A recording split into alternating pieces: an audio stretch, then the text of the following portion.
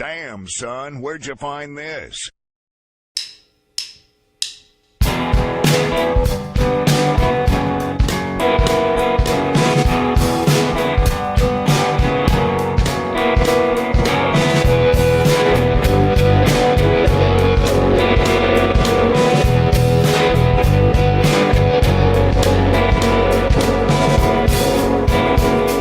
Spirits caught on video, flicker like a giant light, calling into coast to coast, driving around with you all night. Isn't that enough? Headlights in an open field, is it on the 91? Tell me that you're really real. Tell me I'm the one you want. I'm the one you want. 'Cause I'm holding on to wonder,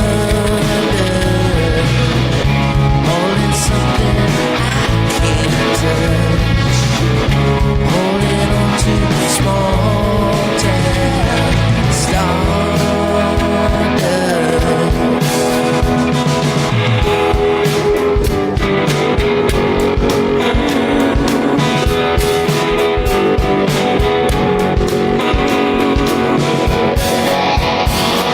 Static on the radio, broadcasting from a dying world.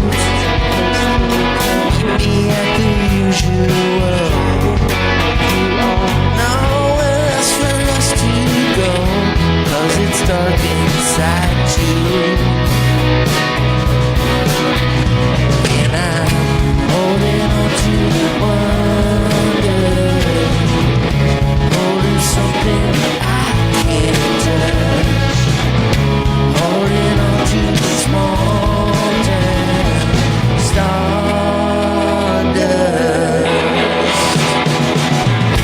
holding on to wonder, holding something I can't touch, holding on to wonder, holding something I can't touch, holding on to standing on the radio, holding something I can't touch, holding on to tell me that you're real, holding something tell me I'm the one you want, holding on to tell me I'm the one you want, holding something tell me I'm the one you want, holding on to tell me I'm the one you want, holding something tell me I'm the one you want. All right.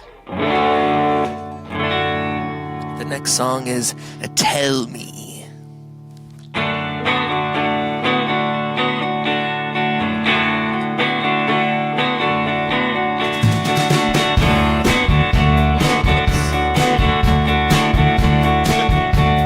Forgot no one was playing the piano. There we go.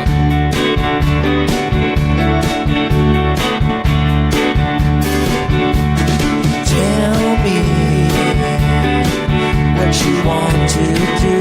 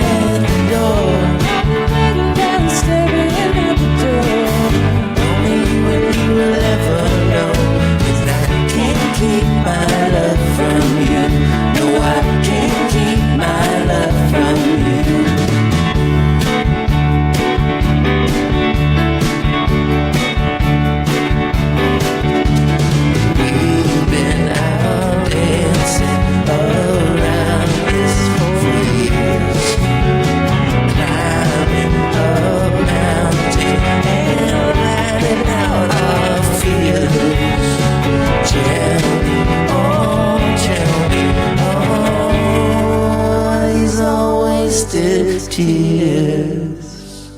'Cause I can't keep my love from you. No, I can't keep my love from you. Tell me what you want to do. We'll be talking all night through. I don't wanna see another hour go. I don't wanna see another hour go. I've been waiting around and staring at the door. I've been waiting around and staring at the door. I don't wanna spend another night alone. I'm spending another night alone. Only you and me can make it right. 'Cause I can't keep my love from you. No, I can't keep my love from you. 'Cause I can't keep my love from you. No, I can't keep my love from you.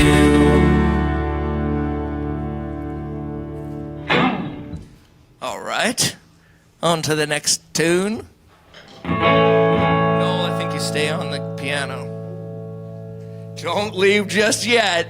You boss those folks around. That's what I do.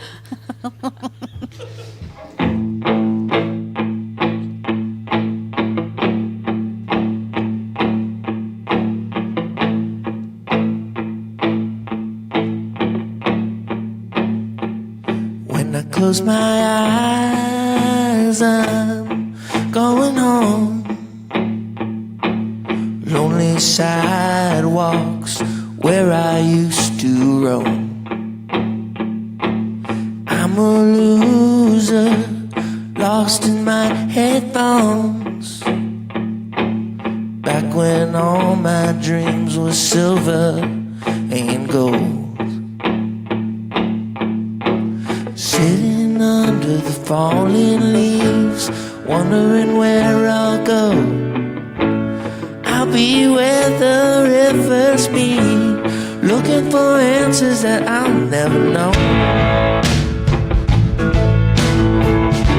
That's where you'll always find me.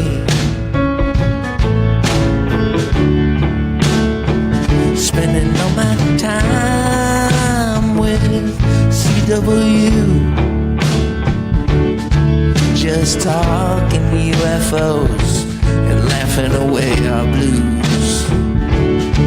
Me and Ruthie waiting around for the muse, when there was nothing but nothing but nothing but nothing, nothing to lose. Sitting under the falling leaves, wondering where I'll go. I'll be where the rivers meet, looking for answers that I'll never know. That's where you'll always find me.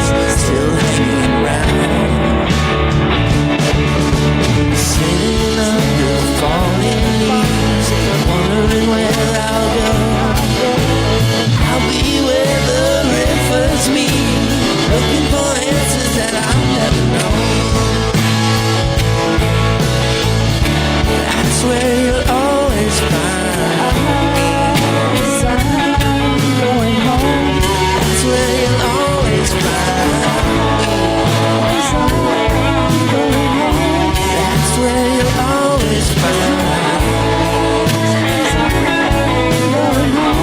That's where you'll always find me. I'm going home. Indeed. Noel's gonna switch over to the guitar.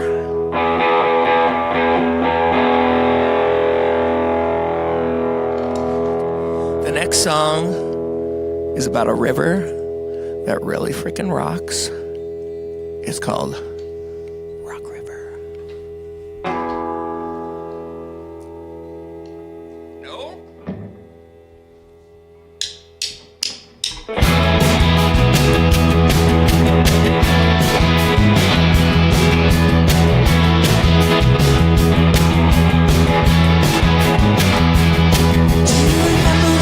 Places we used to go when life was easy and the days were slow. To the woods and take off our clothes, jump in the water, never grow old.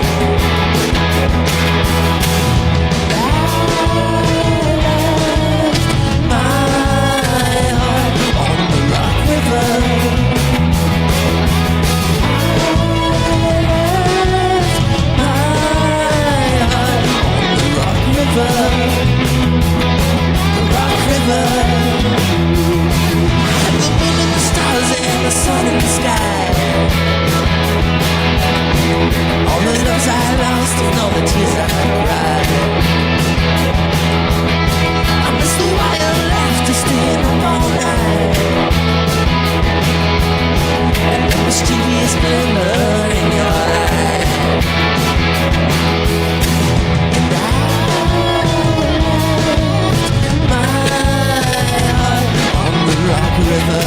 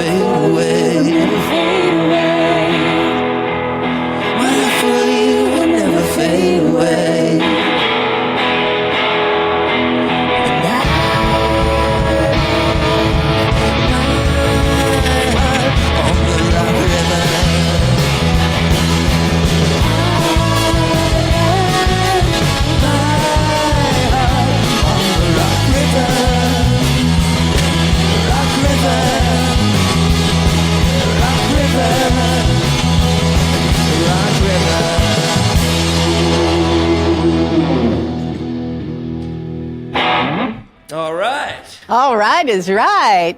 That is King Tuff live on KEXP, songs from the new record, Smalltown Stardust. Well, I didn't realize what a little tongue twister that was. Smalltown Stardust. I love it. Out on Sub Pop Records. Oh, a lot of assonance there. I love alliteration. Is that what you call that? Yeah, nice. Kyle, it's so great to see you. Thank you for bringing this wonderful band. It's such a joy to be here again. It's been so many years. I think the last time I was here was with Ty and the Muggers. Yes, that was quite memorable for sure. Sometimes I just watch that video and laugh with joy. That was fun. I think that was the first session we ever did live from this space, this beautiful space in which we find ourselves right now. Kyle, I feel like a childlike excitement just permeates this record, and especially a love of nature, which excites me because that's my biggest passion along with art and music. Nature is my biggest love, and I love that you're a nature lover. Tell me about your deep connection with the flora and the fauna. And look, we've surrounded you with green lights today. I love it. Well, I'm from Vermont, so I grew up around, the forest and the mountains and the rivers. And, I just always, it was just a part of my life, So I think, this record, I really was thinking about it a lot because a lot was written during the pandemic, and I was just trying to mentally transport into the forest. So that kind of came out in the record. Well, speaking of where you grew up, you kind of can't talk about this record without talking about a small town in Vermont where you're from. I know that you've been in LA for over a decade now, and I've read in many interviews that you say in many ways you wish you'd never left Brattleboro, Vermont, and you just have a love for it that runs really deep. And I remember that you were actually thinking a lot about it on your last record, The Other Two, when you were talking about some of the songs that you were writing, and every time you perform them, it comes to mind. Tell me about where you grew up and the place that it holds in your heart and how it made its way into this record. It's a town called Brattleboro, Vermont, in southern Vermont. It's just a small town of about 12,000 people. But it's a very kind of supportive, arts kind of hippie little town. And it was just a really cool place to grow up. And I still draw a lot of inspiration from it because there's definitely like something weird going on there, something in the water maybe. But so yeah, it still like kind of feels like my sort of spiritual center is there.